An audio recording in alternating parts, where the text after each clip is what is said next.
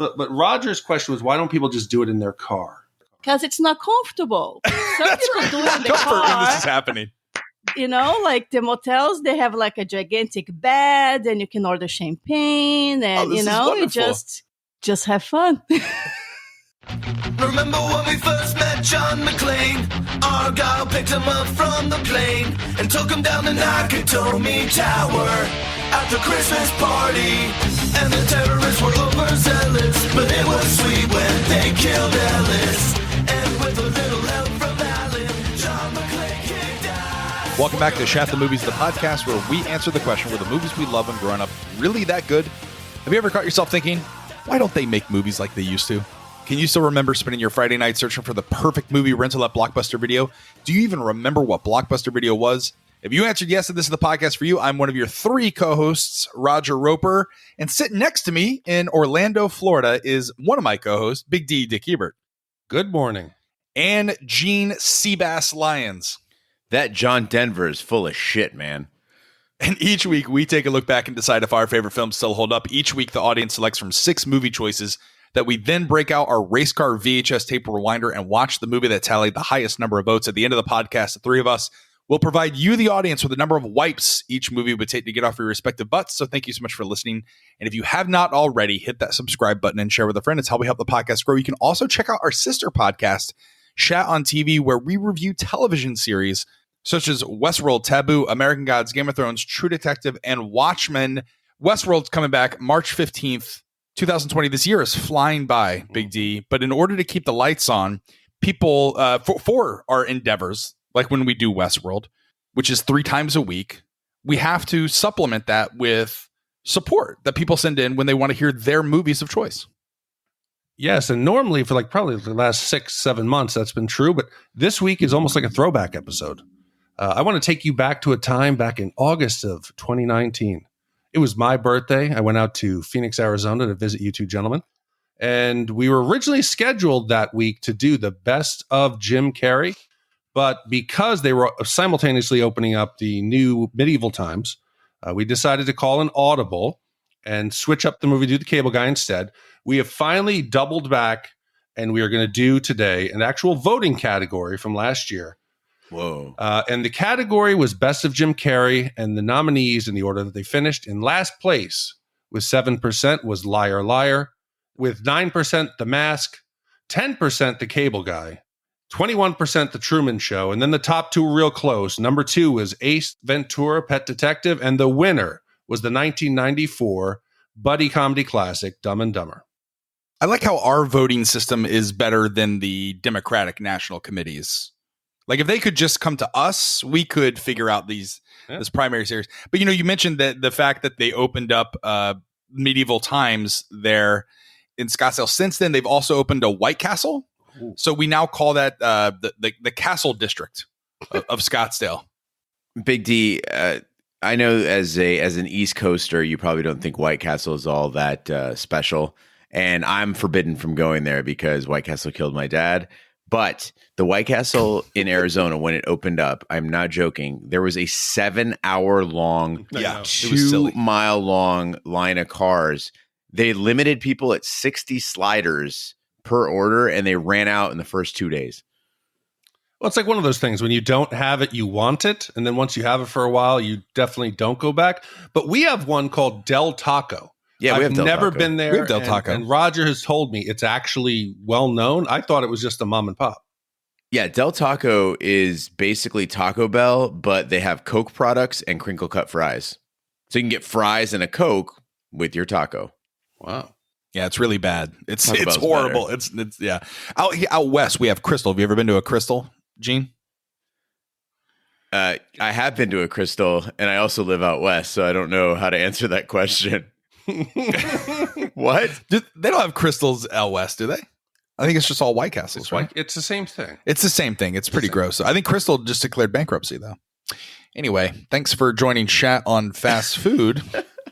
That being said, well, Dumb and Dumber is a 1994 comedy film directed by Peter Farrelly. It stars Jim Carrey and Jeff Daniels and tells the story of Lloyd Christmas and his roommate Harry Dunne, two dumb but well-meaning friends who set out on a cross-country trip to return a briefcase full of money to its owner. Lauren Holly, Karen Duffy, Mike Starr, Charles Rocket, and Terry Garr all play supporting roles. The film was released on December 16th, 1994. It grossed, get this, guys, at the time, $247 million at the box office and has developed a cult following in the years since it was released. The success of Dumb and Dumber launched the career of the Farrelly Brothers and solidified Carrey's reputation as one of the most established stars of the 1990s. The film also spawned an animated TV series, which I did not see, a 2003 prequel, which is absolutely terrible, and a 2014 sequel that never should have seen the light of day. Before we dive into the podcast, we always ask the question, where were you? What are your memories of this film? We'll start with you, Big D. So when this came out in December of 94, I just turned 21. I was on the final winter break from college, so I went back to my normal job, which was Blockbuster. And all the employees, when I came back, were talking about, oh, this Dumb and Dumber. Oh, it's great. It's Dumb and Dumber. I did not see it in the theaters. I had a couple months until I saw it on video. Immediately loved it, and I could see why everybody was talking about it. But I missed it when it was first in theaters, and now I wish I had actually gone back and seen it. What about you, Gene? Had you ever seen Dumb and Dumber? You know, Raj, when we watched Lethal Weapon, you argued that it was the new Die Hard. It was the Christmas movie that people don't really know is a Christmas movie. And I got to point out that with its release date of December of 1994, Dumb and Dumber might be a Christmas movie because while other families get together every year and watch like Christmas Vacation or It's a Wonderful Life or Home Alone, my family, when we get together for Christmas, we always watch Dumb and Dumber. It's been the movie of choice in our household ever since I can remember. My mom, my cousins, my sister, my aunts and uncles, even my grandma, who didn't speak English, like all knew this movie front to back. And I was trying very hard while watching this movie to review it, not to award points for nostalgia, not to get wrapped up in that feeling of what I remember with my family watching this movie. So I was really hoping it would hold up, and I watched it with as critical an eye as possible. Yeah, I'm the same as you, Gene. I think I've talked at great lengths about this on the podcast in previous episodes, but summers I spent with my father, my late father, who passed away about a year and a half ago, which is interesting timing as I'm currently in Florida wrapping up the final paperwork for his estate. So it afforded me the ability to come over to Orlando before I fly out later tonight and record the podcast this morning. But the first time I ever watched this was with him on summer break in 1994. I was, how old? We were 14, Gene? Yeah. We were 14. Mm-hmm. And so I didn't see this in theaters, but I remember my father and I sitting in Plant City on the couch and on his recliner, laughing the hardest I ever did with him while he was alive. We literally had tears coming out of our eye holes, and we fell off the couch onto the chairs. We rewound the poop scene, the toilet scene, at least a dozen times and just kept laughing. It's really one of my most cherished memories. And so after that, throughout college, you know, my buddies and I, we'd watch this high AF, and the quotes became part of my everyday vernacular. And even when watching this, it was very difficult not to look through this with nostalgia. But I think just like Spaceballs, I'm going to fawn all over this movie. So I'm just putting that as a warning for all those. Even with a critical eye, this movie is fucking fantastic. Yeah, as you're listening, you might notice that we do a lot of like notes on production with this one. That's usually an indicator that it's me and Raj not wanting to go like, that was funny. Remember when he said that? That was funny too. Ha ha ha. And then just quoting the movie for an hour straight. Well, with that being said, Big D, play the trailer. What are we gonna do? I got an idea. Go faster! Dumb, a person lacking mental power. What's her last name? I'll look it up. Starts with an S. Slappy. No. Swappy. Maybe it's on the briefcase. Look on the... Oh, yeah! It's right here. Samsonite. I was way off. Idiot, an adult mentally inferior to a child of 3. Skis, huh? That's right. The yours? Uh-huh. Both of them? Yeah. Cool. Stupid, a person below normal intelligence. Hey, want to hear the most annoying sound in the world?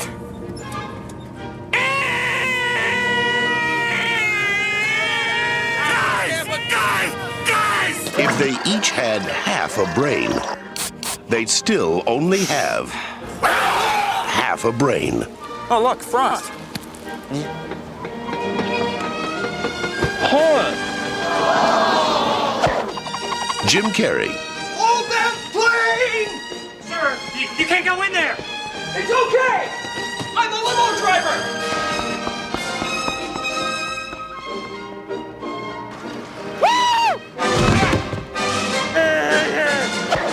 Jeff Daniels,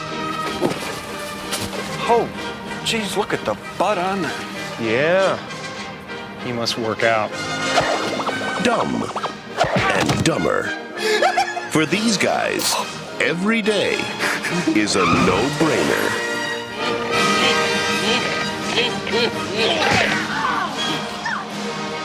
Lloyd Christmas and Harry Dunne are best friends who work odd jobs to save enough money to start their own pet store. Lloyd, a chip-toothed limousine driver, falls in love with Mary Swanson, a woman who he is driving to the airport. She leaves a briefcase in the terminal, and Lloyd, unaware that it contains ransom money that Mary was leaving for her husband Bobby's kidnappers, tries to return it to her. However, Mary's Aspen-bound plane has already departed, which Lloyd finds out the hard way as he runs through and falls off the jetway. Okay, so immediately upon this movie starting, it feels familiar now in 2020 because its creators, Peter and Bobby Farrelly, they've done some of the most iconic movies that you remember from the 90s. The two went on to do Kingpin, Hall Pass, Me, Myself, and Irene, Shallow Hal, Stuck on You, There's Something About Mary, Fever Pitch, Dumb and Dumber 2, and Peter even won an Academy Award last year for Green Book. So these two have such a style, and upon watching this, you realize that they could do comedy with a heart, and it was really refreshing to see, and I immediately was back in 94. Yeah, you notice from the get-go as this movie starts, you get that great scene with Lloyd in the limousine, and there is just so much exciting stuff to see. There's constantly stuff happening on screen, and the movie wastes no time getting started. Like, it is just a breakneck pace from the get-go. And remember, depending on the version that you watch, this could be anywhere from 100 minutes to over 2 hours. And every piece of it is impeccably put together, but the pacing never lets up. It's what makes Dumb and Dumber a classic. Even down to like Lloyd and Harry, there's detail to their characters. Each one has a very specific aesthetic. Their mannerisms are very specific to each one. They're like fully fleshed out, yet at the same time, they don't spend a lot of time setting up who they are. You get it all from the visuals, the haircuts, the chipped tooth, like Harry's disheveled appearance. It's all right there on screen. Yeah, and I think Jim Carrey, even that's a real chip tooth he had fixed, and he knocked it out specifically for this movie because he was committing. But this is, like you said, Gene, my favorite part of the movie. They get right to the plot of it. They don't waste any time. They establish the characters immediately. This is the equivalent of the Hulk roller coaster at Universal Studios Florida. Like, you get in, strap on, and hold tight as it blasts you into comedic genius in 2.4 seconds. Yeah, and to clarify, a lesser movie would have started out with Lloyd and Harry at home. You're getting to know like their daily life. Maybe there's some gag of like how they get ready in the morning. And then finally it makes its way to the airport, right? No, this is like, no, let's just get to the airport and let Jim Carrey play immediately. Yeah, and you have to remember, this movie does not work if we don't like the characters. They're so ridiculous. If they come off in the beginning and we don't have a reason to pull for them, I'm going to mentally check out. So I think the opening introduction to the characters, it's important. That whole sequence, like you said, Gene, of Lloyd going to the airport, Harry driving the dogs to the competition. We've learned everything we need to know. Harry and Lloyd, they're dumb, but they don't know that they're dumb. And they're so hopelessly optimistic. Their positive certainty that everything in the world is going to work out. It's charming. And you have to consider how absurd these characters are. That Daniels and Carey give brilliant multi-layered performances. In your mind, you think they're just one-note characters, but they give a deeper shading to the subtle parts of their personalities and their characters. They antagonize each other openly. They're constantly busting each other's balls, but it never turns nasty. It feels like a genuine friendship. They need each other because they have nobody else in the world. And that layering and that shading of their relationship is never more evident than when Lloyd breaks down and he has an honest moment. He says, I'm sick and tired of eking it out through life. I'm sick and tired of being nobody. But most of all, I'm sick and tired of having nobody. You can feel that immediate connection and you sympathize with both of them. Yeah, I'm pretty sure I've had this conversation with the two of you, like over a couple of beers. But like Lloyd is every Lyft driver that I take to the airport now, where he's like talking. So where are you going? The airport? Well, when I saw the baggage and the airplane tickets, I put two and two together. Like, it's just the comedic timing of Jim Carrey in this movie. People forget how good he was. And then what is Jeff Daniels doing there? People, I think, forget that Jeff Daniels at this time was only known as a dramatic actor and hadn't done something like this.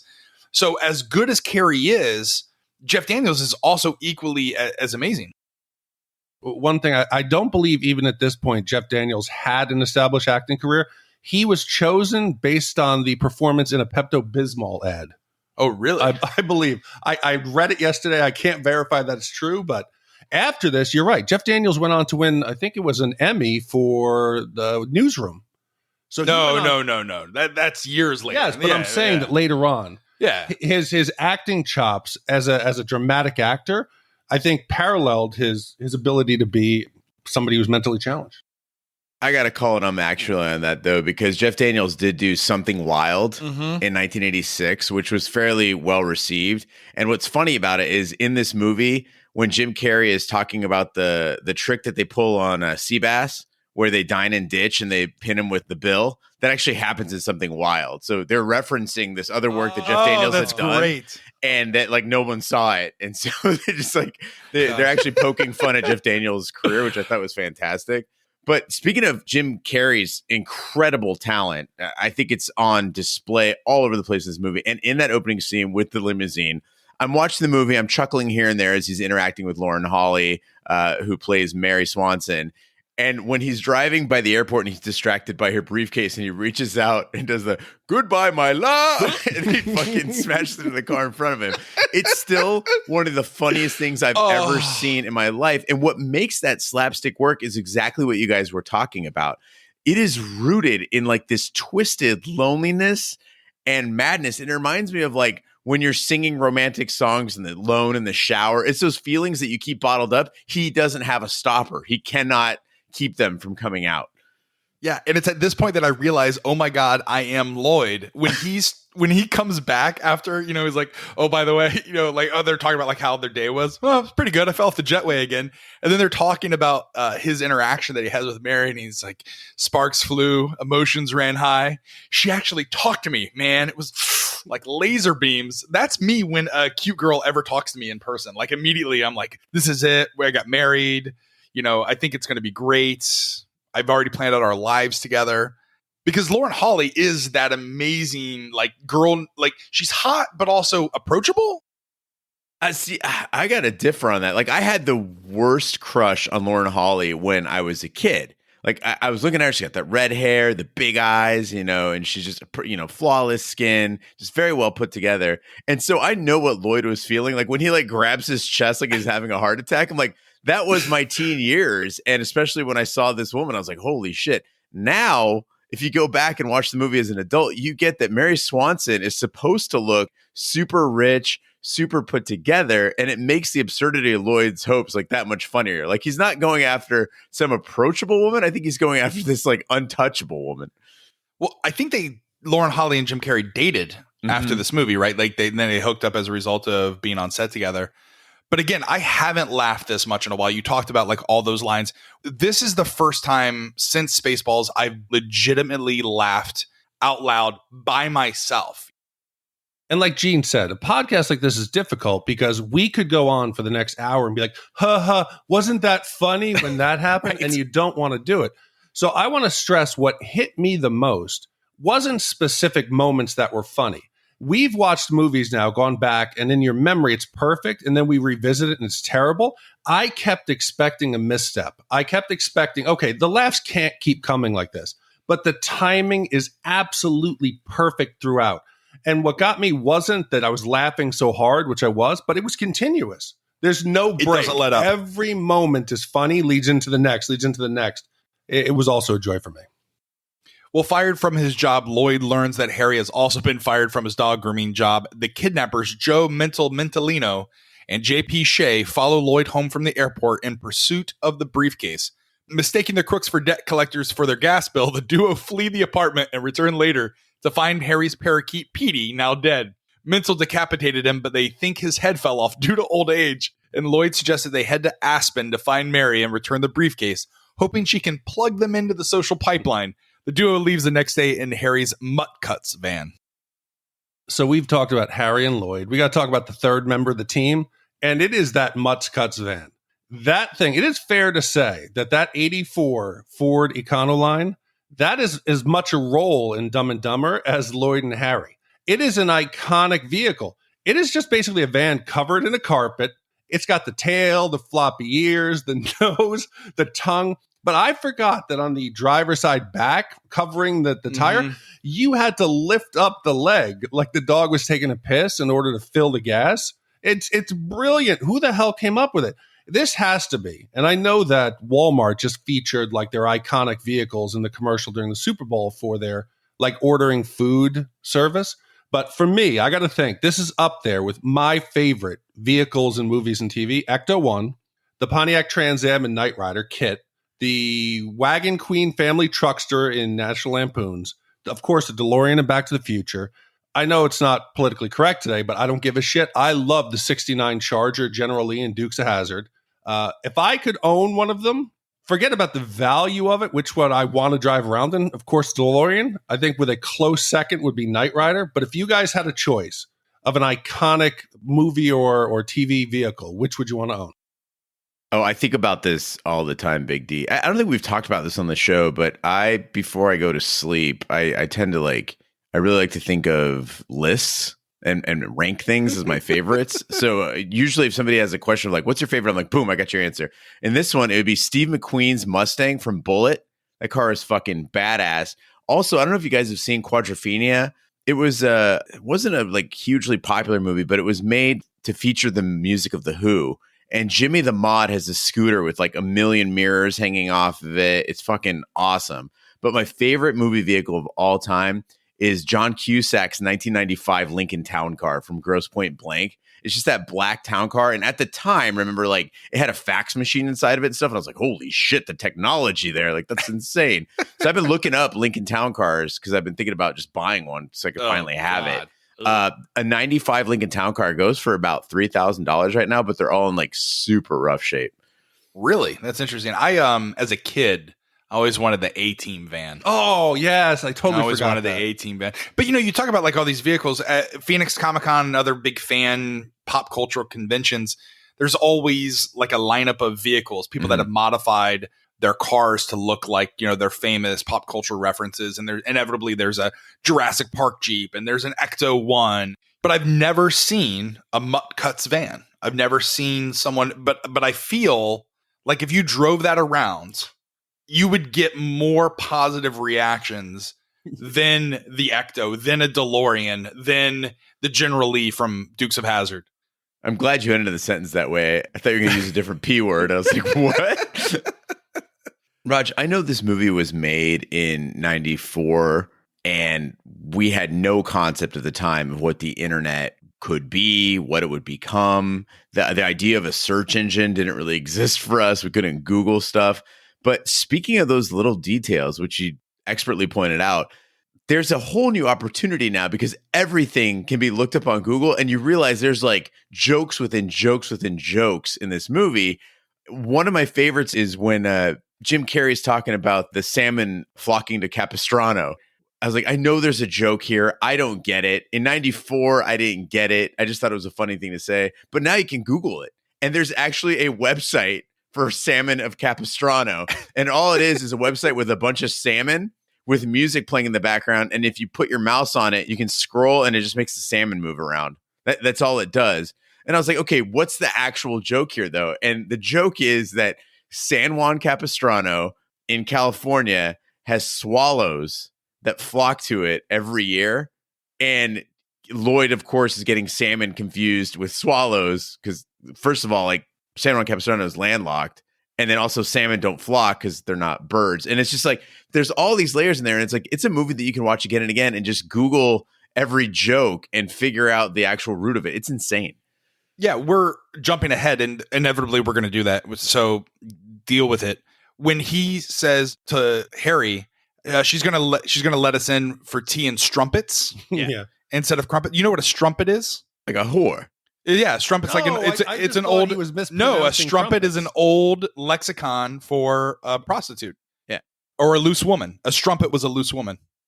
So I think the reason why they're able to successfully put in all these jokes that you don't get the first time, you get them upon subsequent viewing, is Peter Farrelly said in an interview that they dedicated 2 years just to the script. So we've done movies where they've started filming before the script was complete. Sit down, do what's right, come up with a story that works, and then film. Most road trip films, it's filler. They're in the car, there's a montage of the road, guys, little side gags. Here, every stop along the way is incredibly memorable. It is today the memes that everyone takes for granted. From the diner at Seabass and Flo, what's the soup du jour? To getting pulled over by the motorcycle cops with the warm piss in the bottle. The Mockingbird song with the group of Mexicans that they pick up along the way. The secondary diner with Mental where he's eating the peppers and they just start shooting the ketchup and the mustard all over the place. That could be comical. That could be slapstick ridiculous. There's such an earnestness to these characters. I found myself laughing out loud at like 2 a.m. Yeah, the ketchup and mustard fountain that Jim Carrey does is one of the funniest things I've ever seen. And I'm so tempted every time I see those bottles at any restaurant. I'm like, I gotta do it. I want to do it so badly. I also got to point out, like, goddamn, what a difference in how we viewed migrant workers. Like in this movie in '94, they're just part of the fabric. It's like you're driving down the road in the, cross country, and there might be a family of migrant workers. They're cool. They're playing their guitar. They're singing along. They're just going from place to place. Not a big deal. Nothing threatening there. I love it. Hey, there's some people on the side of the road. Pick them up. One thing we haven't talked about is the soundtrack here, and it's something that I did not notice when I was a kid, because when you're living in that zeitgeist, you don't realize how special something might be. We didn't realize which of these songs, which are absolute bangers, were going to end up personifying the 90s. This soundtrack has Nick Cave doing Red Right Hand, one of the best. If that song comes on at a strip club, like, you're in for it. It's going to be great. Green Jelly. Do you guys remember Green Jelly? They're on here. It was Green Jello, and they had to change their name. That's true. Butthole Surfers, Dead Eye Dick, fucking Crash Test Dummies, The Primitives, D-Light, and of course fucking Willy One Blood. Like, this is all shit that I played in my car when I was a teenager, in my dorm room in college. A lot of memories coming back. Yeah, I think I had the soundtrack somewhere, like in my CD collection case that I played in my 1986 Chevrolet Celebrity. Yeah, it's in that top 5, I think, soundtracks for me. Like this, Above the Rim, and I like Pulp Fiction. Pulp Fiction was a good one. Pulp Fiction is the everyone had ultimate that. soundtrack, I think. Yeah. Yeah. It was the rumors of our generation. The Pulp Fiction soundtrack. Wow. Posing as a hitchhiker, Mental is picked up by Harry and Lloyd while Shay secretly follows him. During a lunch stop, the duo prank Mental by putting atomically hot chili peppers on his hamburger. When Mental's ulcer acts up, they accidentally kill him with some rat poison pills, mistaking them for his prescription. Nearing Colorado, Lloyd accidentally takes a wrong turn and ends up all night back in the direction they came from. And upon waking up and realizing Lloyd's mishap, Harry gives up on the journey and decides to walk home, but Lloyd later persuades him to continue after trading the van for a mini bike, which gets great gas mileage. At the risk of gushing too much here, I also want to point out the cast of this movie. Yeah, they nailed it with Jim Carrey and Jeff Daniels, but even the minor characters in this movie are played by like established, solid comedians. Harlan Williams is the motorcycle cop, and people have recognized him. He's played other roles, and you've seen him in film and on TV. But the guy that I love is Fred Stoller. He did a lot of work on Everybody Loves Raymond. He's the guy that's standing outside the phone booth. Get off the phone. And he just, he gets punched through the phone booth by Mental. He brings this like wonderful, like New York anxiety, just pacing around and rambling to himself. And if you listen to the shit he's saying in the background, he's talking some mad shit. At one point, he even says, "He got me mad. I almost like it." It's so good. Whatever happened to Harlan Williams, though? Harlan Williams is also he's one of my comedians in one of my other favorite movies around the same time in college, where we get home and we'd watch it and smoke weed. Was Half Baked. He's also in Half Baked. Yeah, I think he's moved on to like basically just doing like voice work now. So he he recently did a Sausage Party and then the animated version of Addams Family. I think he like if you look back at his filmography now, it's pretty much all like animated stuff. Good for him. So right before we hit record, we had a discussion offline and we realized that there's two different versions of the film. Roger and I had seen the unedited version or the unrated version, and Gene had watched the rated version. So there were some moments in the movie that I thought I had just forgotten, but it turns out it's the unrated cut. So if some of the stuff we're going to talk about now doesn't match up with what you've seen or remember, go watch the unrated. It's fabulous. Because I thought 100% of this movie. But they get to the point where Lloyd goes into the gas station bathroom and he reads on the wall, are you looking for some man-on-man love? And he said, and all of a sudden you see the feet, and it's Seabass. And Seabass comes in, and Seabass like, oh, it's you. Seabass actually drops his pants in the version I saw. He's got on some leopard skin underwear. He is about to rape Lloyd. I've never had more fun watching a potential bathroom rape before. They actually made that funny. Jim Carrey's just sucking his thumb. I got to go to my happy place. I want to go to my happy place. And then what does Harry decide to do? He makes fun of him for the next 6 minutes in the car about potentially escaping a bathroom rape. Now, on the theatrical version, which I watched, a lot of that doesn't happen. And so I actually had to ask you guys, I'm like, wait a minute, when Harry barges into the stall, I can swear that you see Seabass with his pants down, but the view is obscured by Harry's body. So they really, really clean this scene up a lot. Oh, in the unrated version, and again, like you said, Big D, I had no idea I was watching this version, so I didn't remember this, but his leopard print bikinis, Gene, you have to see this. They're small bikinis. Yeah. So you see the outline of his pubes. Oh, no. The hair not only comes out from under the underwear, it's half down his legs. It is truly repulsive. It's insane. But Gene, in the regular cut, did they have the NAMBLA rules on the wall? No. They just had for manly love, 2:15 a.m. Yeah. And for those who don't know, NAMBLA is the North American Man-Boy Lovers Association. Ugh. It's an actual club of adult men who think it's okay to have relationships with guys. Well, another point in the movie that I think is only in the director's cut, because again, I can quote this movie and all the jokes 100. It's like riding a bicycle. Like as soon as it starts going, my mind I'm just nailing everything. I completely thought that I had forgotten when they go to the Love Motel, but apparently this was a deleted scene in the theatrical release, because was this in the version you watched, Gene? They go to a Love Motel? You see them in the motel and they're in the heart-shaped tub and they're talking about what was her name? Felcher. Yeah. But it's a very brief scene. Yeah. In the scene that I watched, there's a legit, you hear, oh yeah, give it to me. Like you hear moaning. Yeah, no. And you just see Lloyd with like a glass and he's got his ear up against the wall and he's just listening and he's all happy about it. He makes a joke about like the paper thin walls or whatnot. And then he turns over to Harry and he's like, if you had two big knockers, I'd be banging you too. I'd split you up like a piece of firewood. Like it got really, I'd be splitting you like a piece of old firewood is what he says. And he says, don't tell me to shut up, woman. Like there's some, it got a little dark here. Like I assume this is why they probably cut it. Well, Harry even looks a little uncomfortable when he says that he's basically going to, he said he would bend him over and split him like a piece of firewood. Harry kind of recoils, puts his arm under the water and slides to the other side of the hot tub. So he's a little bit surprised by Lloyd's interest as well. And growing up in Florida, I think we were just a generation behind this. I think this was our parents' generation where there were like roadside motels. And I only saw this one time. My buddy Tim LeSturgeon and I were going to go do camp up in Pennsylvania. And we rode up 95, and 95 has a lot of these side, like around like Virginia area. They've got a lot of the roadside motels, and they say heart-shaped tubs. I've never stopped at one. Have you guys ever been to like a love motel with these? Raj, I haven't, but I've wanted to. Like they're surprisingly hard to find. I remember like looking online, and you have to like, there's nothing in the state. Like you have to go to like other states to find these things. Apparently they might all just be in Florida. So I'm going to educate some people now about motels and hotels in Brazil. In Brazil, it's common for people to live with their family until they get married. It doesn't matter if you're 30, you're 40. It's not odd. It's just, why wouldn't you live at home with your parents for free and be with the family?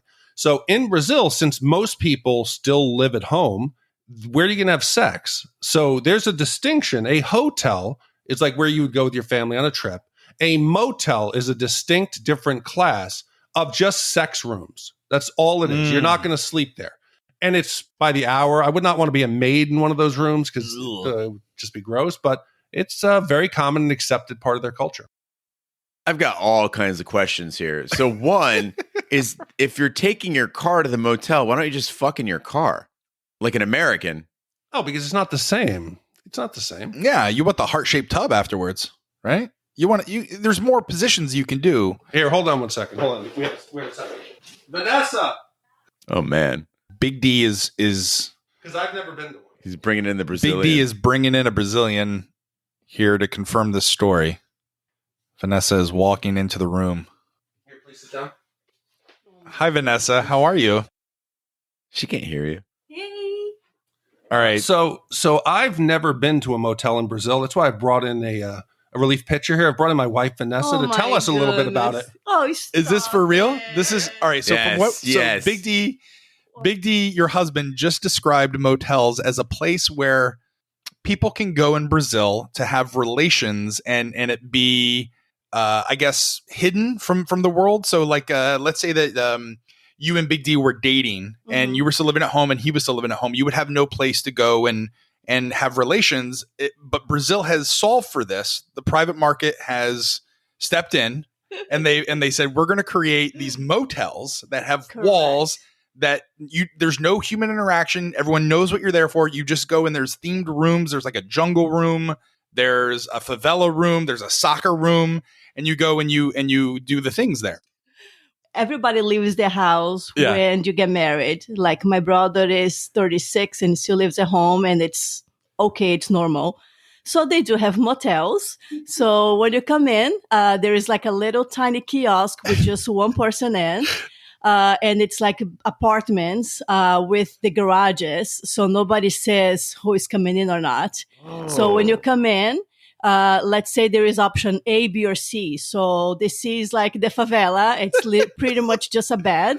That's great. And then the A, they will have mirrors on the ceiling. They will have jacuzzi. Some of them have like pools. So you choose the type of room that you want. They give you a key. You pop into the garage, and then nobody sees who is coming out of the car. You just go to your room and just have fun. But Roger's question was, why don't people just do it in their car? No, that wasn't my question. That was Gene's question. Gene's question, why don't they just do it in their car? Because it's not comfortable. Some people do it in the car. When this is happening. But, like the motels, they have like a gigantic bed and you can order champagne and, it's not a quick thing. It can be. It can be. Well, it depends on the guy. It can be for 30 minutes. It can be for an hour. So you pay by, I guess, how long you're there. Now in American dollars, how much, if I went down to Rio and met a beautiful Brazilian lady and we had to, and we couldn't go back to her place because her parents were there and we had to go to one of these motels, how much would that set me back? Oh my goodness, I have no idea. It's literally been like over 20 years, but we were broken college students and we could afford, so I guess. And I just want to let everybody know, I've never been to a motel.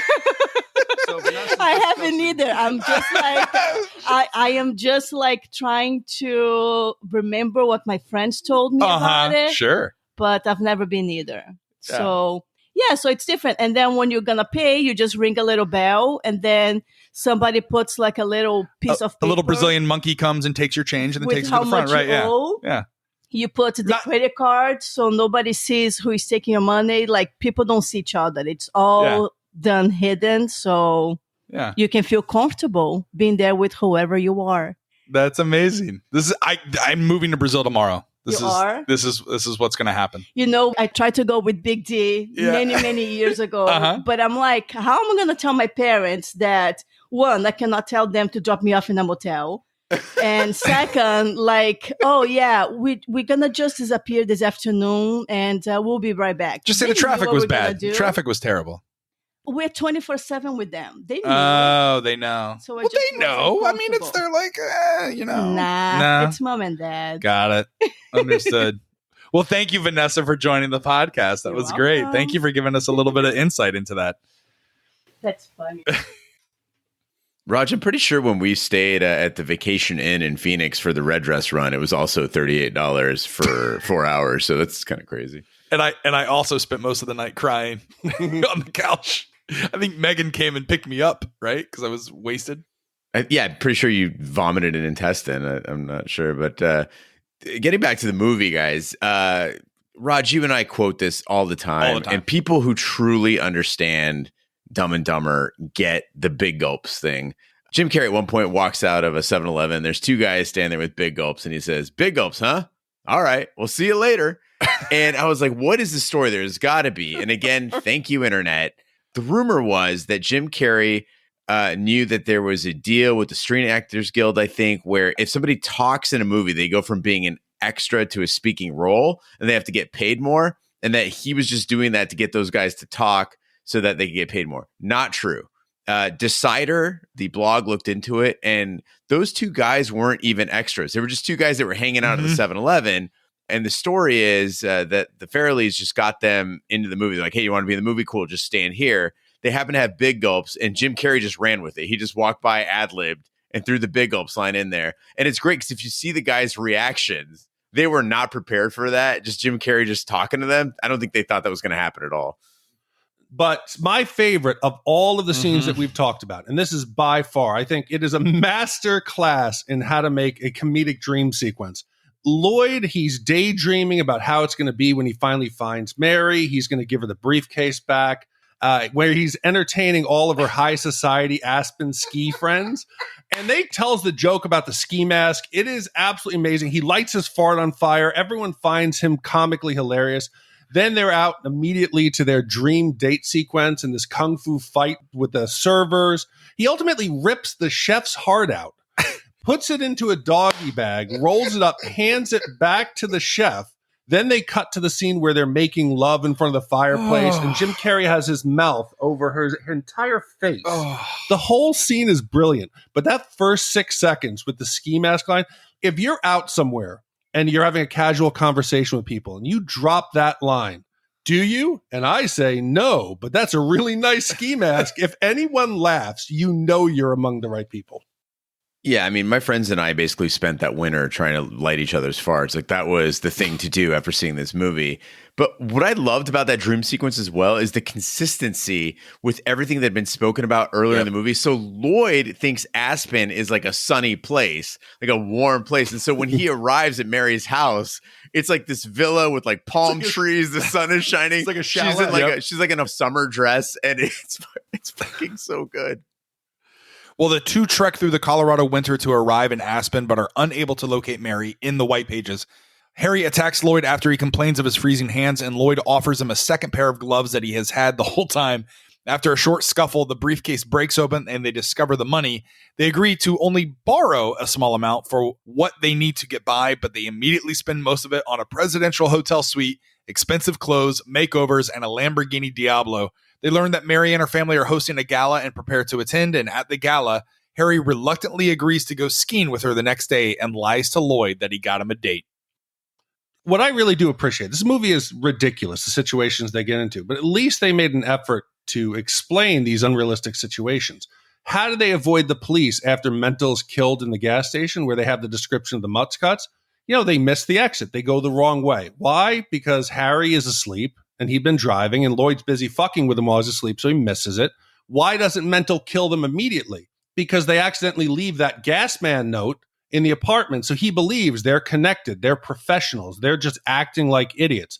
At the end in the hotel, when they give him the bulletproof vest and they shoot him in the chest, I immediately think, fuck, what if they shot him in the face? And they call that out in scene. So as ridiculous as this is, they're trying to explain it to the point where in my mind, I'm okay with it.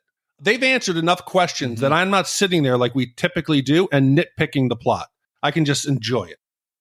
Yeah, they also demonstrate like a knowledge of the things that they're presenting on screen, which made me laugh because like if you relate to any one part of this movie, if it impacts something that you have a knowledge of, you feel a connection there. And for me, when Jim Carrey shows up on that mini bike as a moped aficionado and moped gang member, like I can tell you that I understood exactly what they were going through going up that mountain. Going up a mountain on a moped sucks. And the reason why that people don't realize, other than you're on a tiny bike and it's freezing and all that, is that they don't have gearing. So like if you're in a car or a motorcycle, you can change gears to get more torque.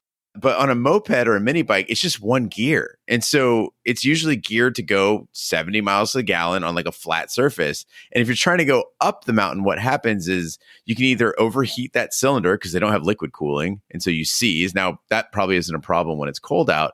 But you can also do what's called fouling a plug, which is basically the mix of your oil and your gas gets too rich, and it creates a coating on your spark plug so it can't ignite anymore, and you foul. And so I've had this happen to me before going uphill. And one time I was in a moped rally near Tortilla Flat off the Apache Trail in Arizona, and I got pulled over by the cops for going too slow on a mountain road because I was holding up traffic like that. It was like 8 or 9 cars behind me. And the terrifying part was in my backpack, I had drugs, alcohol, and firearms. All of them in one backpack on a moped getting pulled over. You were like an ATF agent's wet dream. Oh, yeah. But Gene, I have a question. As a moped aficionado, there's 2 times that Lloyd and Harry describe their bike as the hog. Let's go get back on our hog. Do you ever refer to your moped as a hog? No, never. They're always either called by their brand name or just a ped, never a hog. That's what he calls little Gene. He calls his little Persian peninsula down there the hog. Well, Lloyd finds out that Harry lied to him after waiting all day for Mary at the hotel bar. Lloyd retaliates by serving Harry a tea laced with a laxative, and Lloyd arrives at Mary's house and informs her that he has her briefcase. He confesses his love for her, but she rejects him, and suddenly Nicholas Andre, the mastermind behind Bobby's kidnapping, appears with Shay. Nicholas shoots Harry, but an FBI team led by Beth Jordan raids the suite. Harry survives thanks to a bulletproof vest, and Mary and Bobby are reunited. The next day, Harry and Lloyd are seen walking home. The 2 unknowingly decline the chance to be oil boys for a group of bikini girls, after which Harry tells Lloyd that they will get their break one day. End movie. So, Raj, while watching Dumb and Dumber, I couldn't help but think of you living in the green zone there in Scottsdale, because when they get all the money and they start shopping in Aspen for clothing, their wardrobe is fantastic. When Harry's reaction when Lloyd steps out in that orange tuxedo where he's got the cigar in his mouth and the robe and he just stands up and he's just clapping enthusiastically, I was in tears. But Harry and Lloyd look like they went shopping in Old Town Scottsdale. I don't know why people do this. They fly out here in the winter or the spring. They go to Rogerstown. They immediately go wild buying turquoise, Southwestern prints, like tasseled leather things, and they think they fit in. And like, oh, I'm Western now. I'm an Arizona cowboy. We know who you are. You don't look like us. No one dresses like that. My favorite part, everyone knows like the blue and the orange tuxedos, and they kind of know the Southwestern outfit that he wears with a hat when he's waiting for Mary down at the bar. But my favorite outfit that Lloyd wears is when he first gets out of the Lamborghini. And he's got like a skin tight outfit on, and he's got like the girls wear the raves now, where it's like the white fur down at the bottom. Yeah, like the Uggs, the boots with the fur.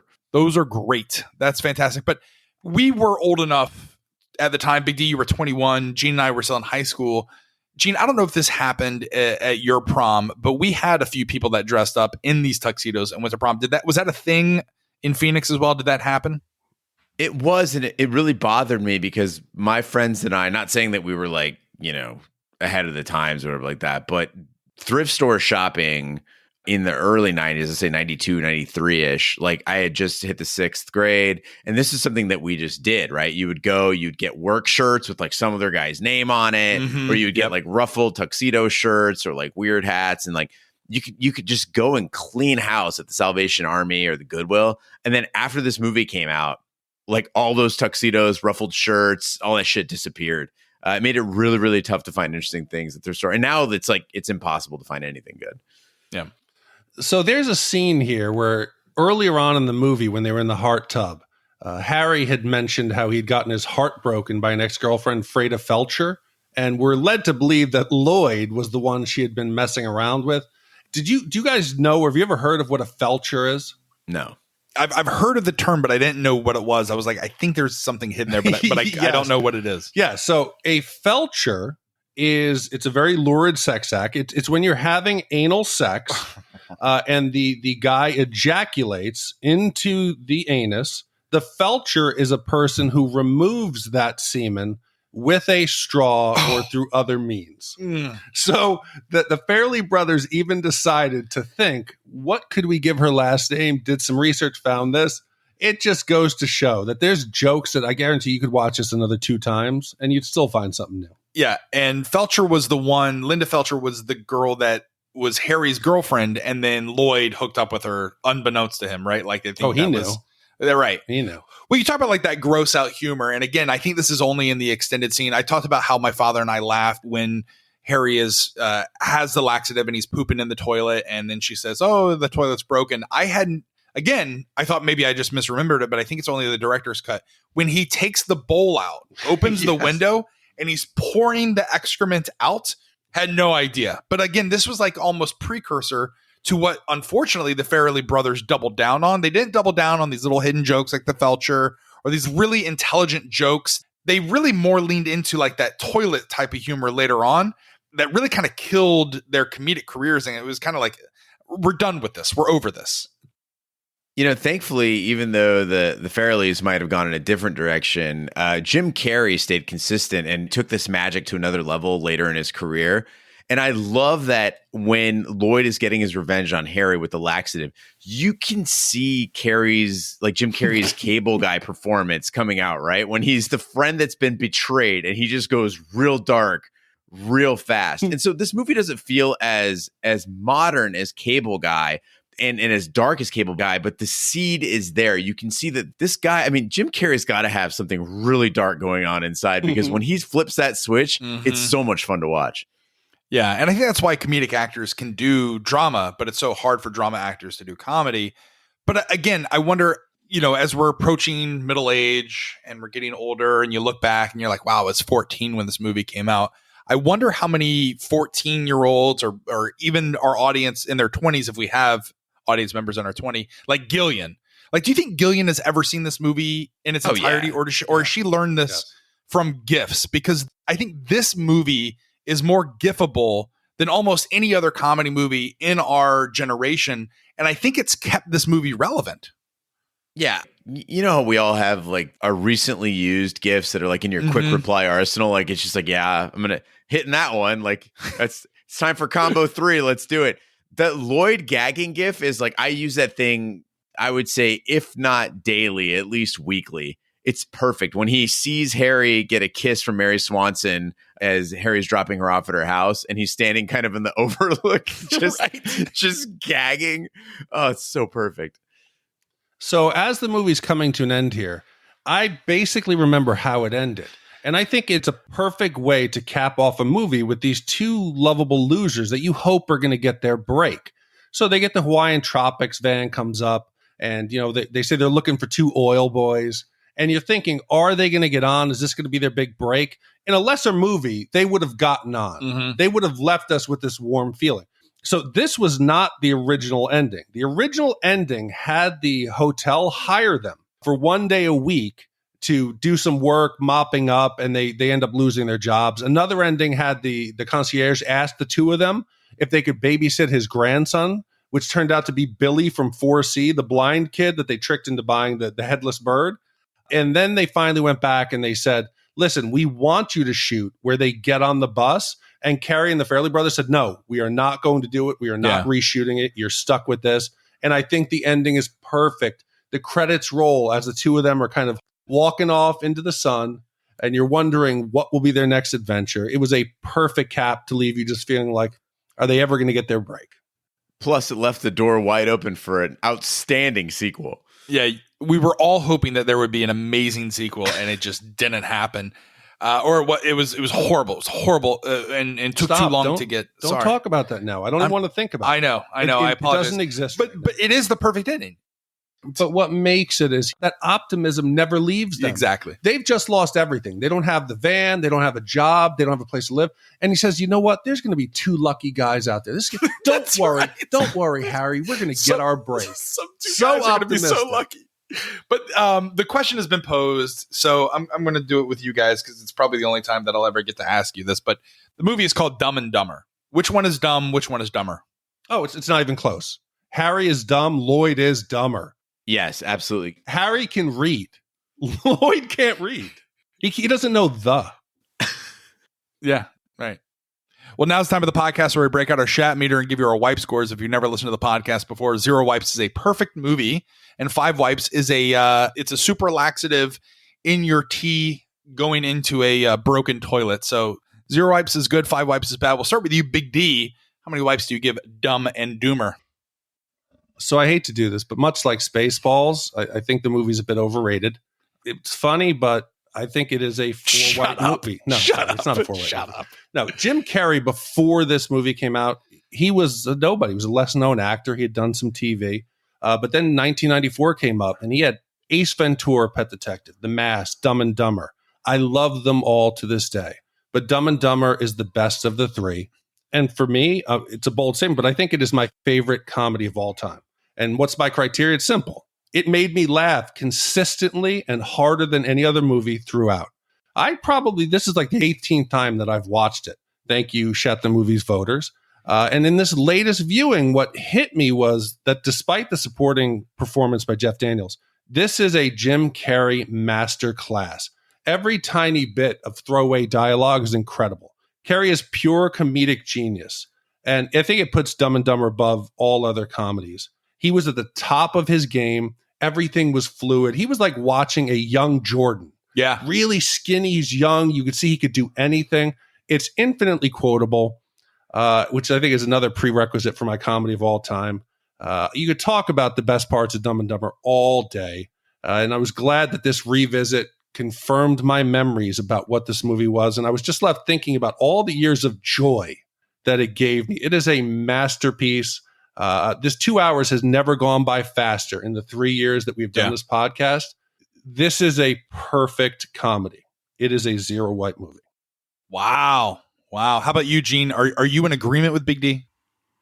Guys, I struggled with this all week, and I'll be honest, for about 2 days, I had this pegged at half a wipe, strictly because of Cable Guy. So when I watched Cable Guy, I saw what Jim Carrey was fully capable of. That darkness really come out. Cable Guy came out, I think, 2 years after this. It felt much more modern, much more timeless. And in watching Dumb and Dumber, kind of like you said, Raj, with jokes for the normies, I felt that Jim Carrey was compromising just the slightest bit. Like they were just holding him back. Like the world wasn't ready for a completely unleashed Jim Carrey. Then I thought about it and I was like, look, I've given perfect scores to Groundhog Day. I've given perfect scores to Spaceballs, and Dumb and Dumber beats those movies any day of the week. And I think what it is Jim Carrey is just outdoing himself, and the movie shouldn't have to suffer for that. This is undoubtedly one of the funniest movies I've ever seen.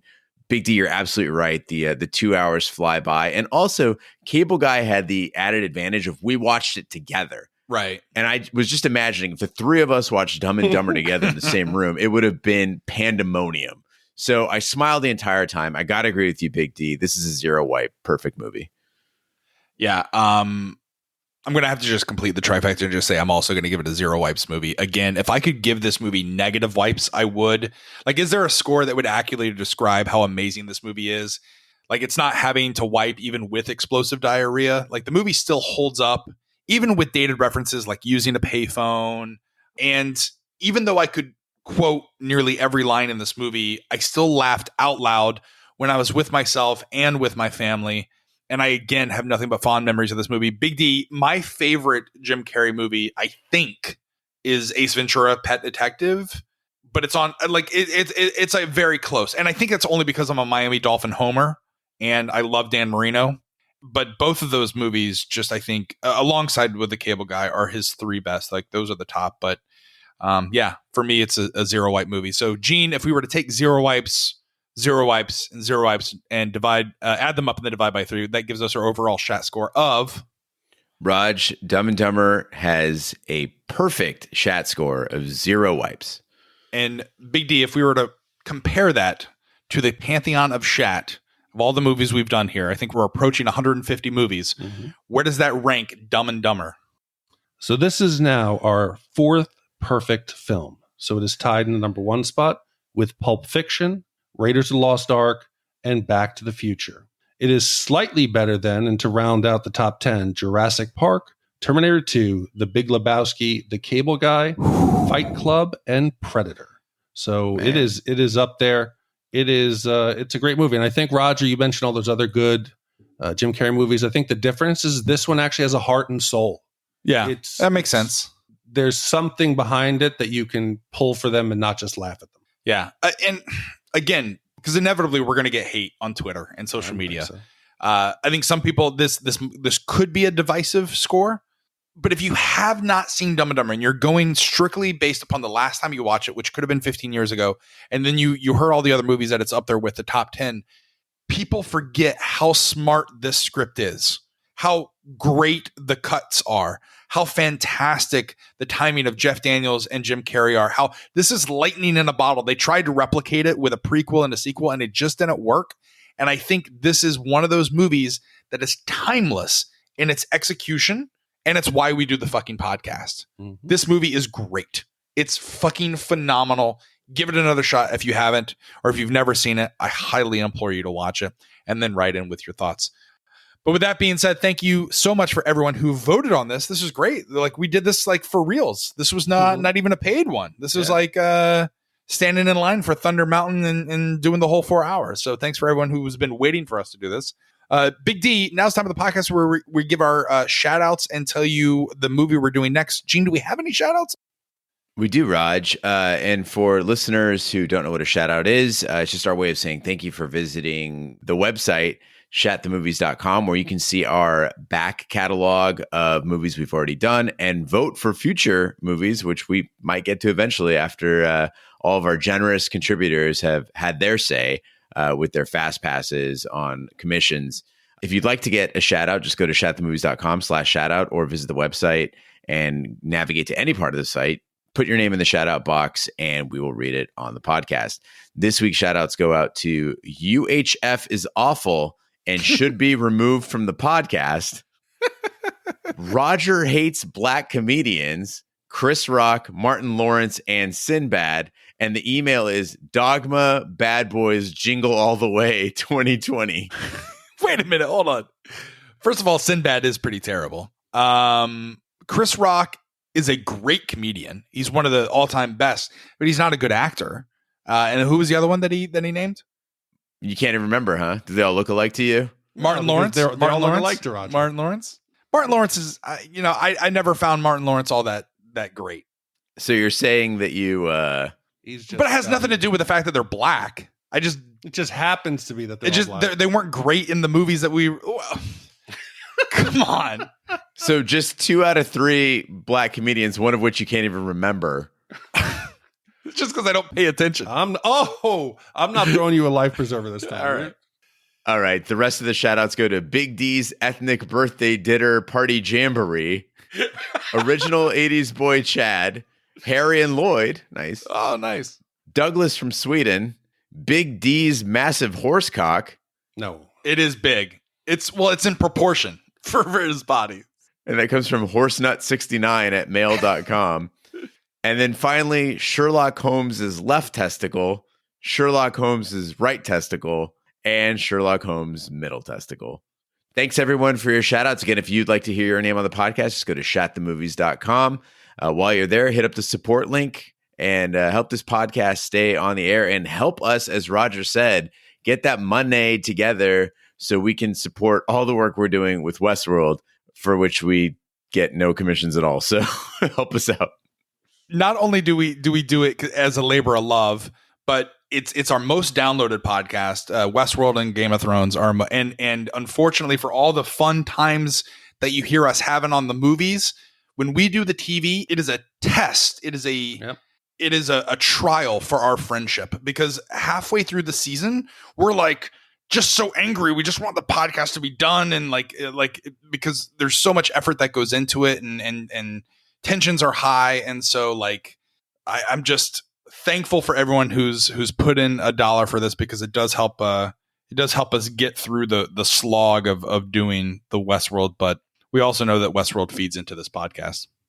I don't know about hoping it'll be done, but it's like a 10-week tightrope walk where every single word that comes out of your mouth, you're like, oh shit, right. Somebody's gonna catch me on this one. Fuck. Yeah, absolutely. We have to be on our game. It's not like we can cut loose here, but I'm looking forward to that. Westworld.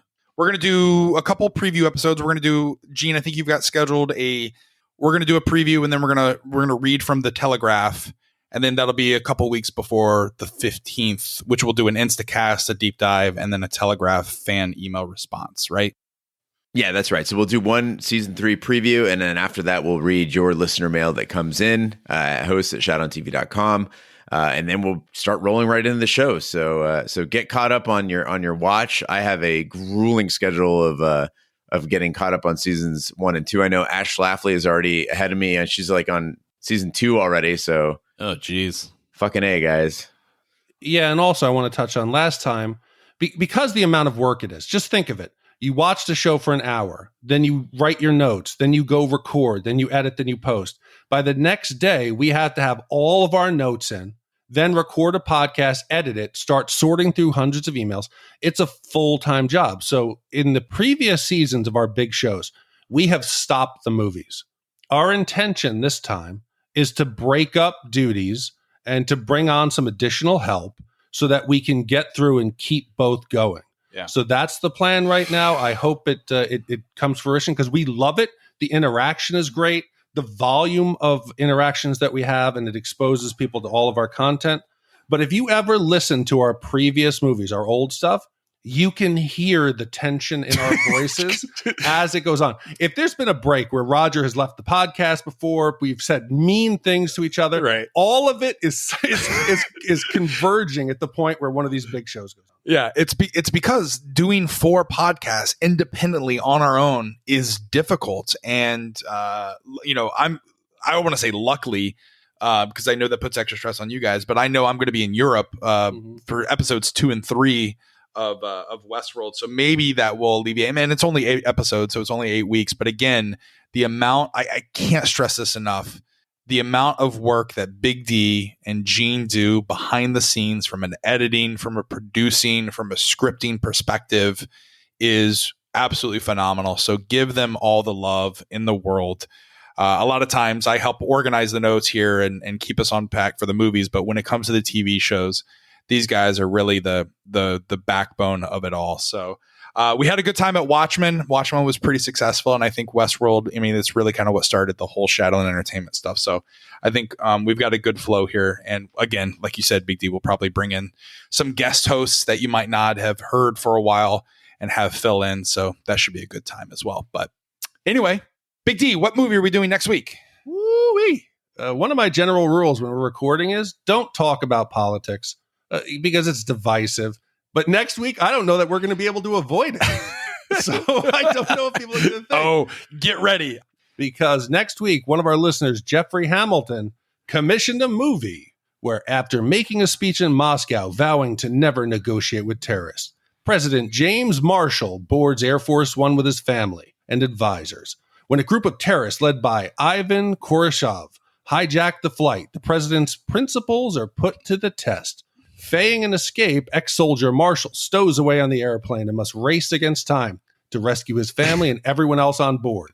And again, it was commissioned by Jeffrey Hamilton. It was released on July 25th, 1997, and it earned a box office in the U.S. of $315 million.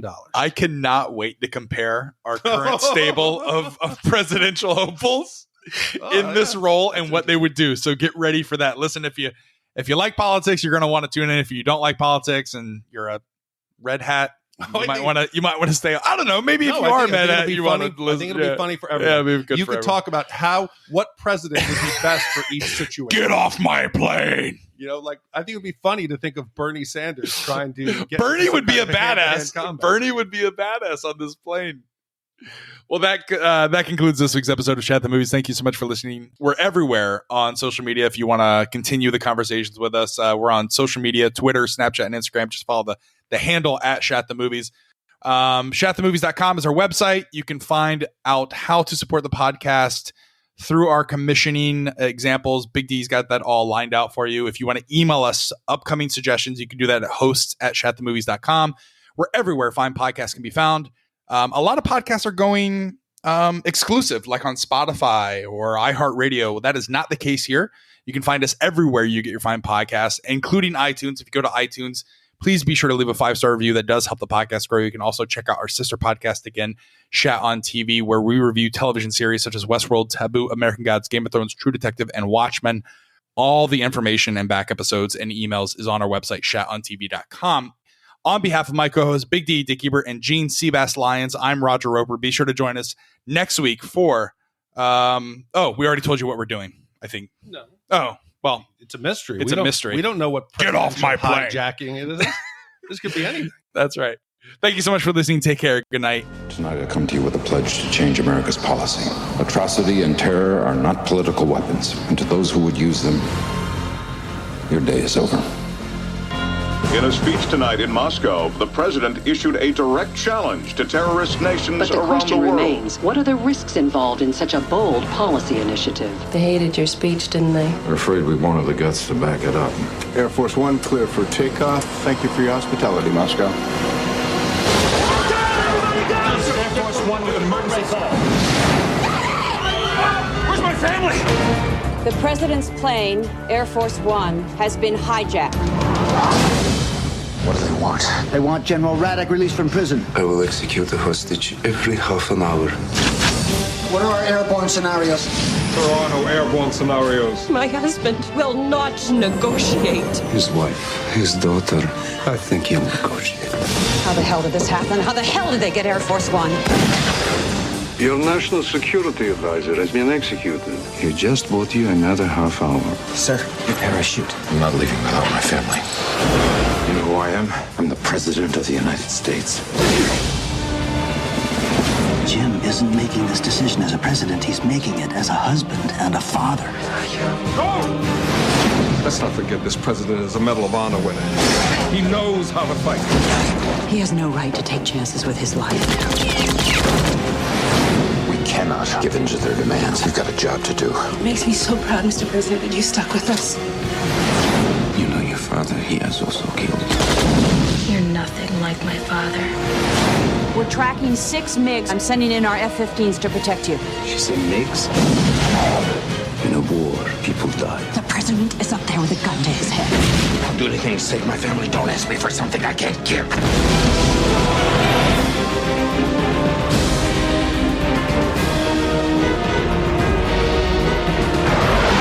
Sir, we got one on your trail. You could finish this with one phone call. No. This is